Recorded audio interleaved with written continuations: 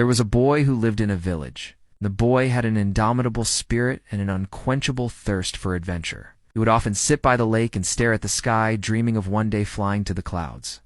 One day the boy went to the village elder and told him about his dream. The elder, who was a wise but cynical man, just shook his head and said, "That's a ridiculous dream. You can't fly."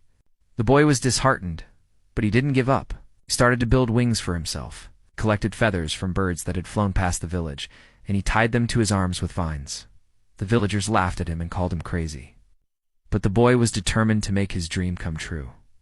He spent weeks building and refining his wings, and finally he was ready to test them.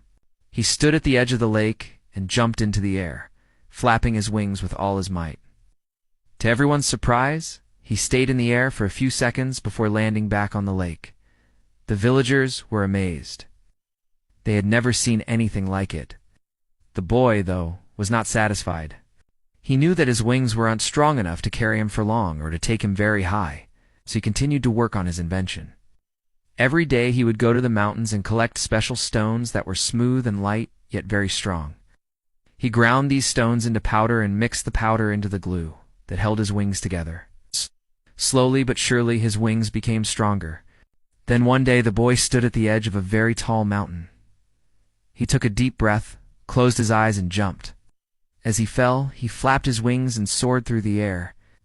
He flew higher and higher until he was almost touching the clouds.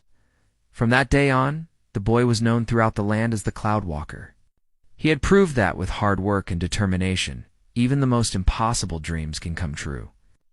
The boy was not only famous, but also very happy. He had achieved his dream of flying, and that made him the happiest person in the world. As for the villagers, they learned an important lesson. They should never have laughed at the boy's dream. If they had supported him, they might have flown to the clouds with him. But most importantly, they learned to believe in the impossible. After all, who knows what dreams may come true? Thanks for watching. Like and follow for more content like this.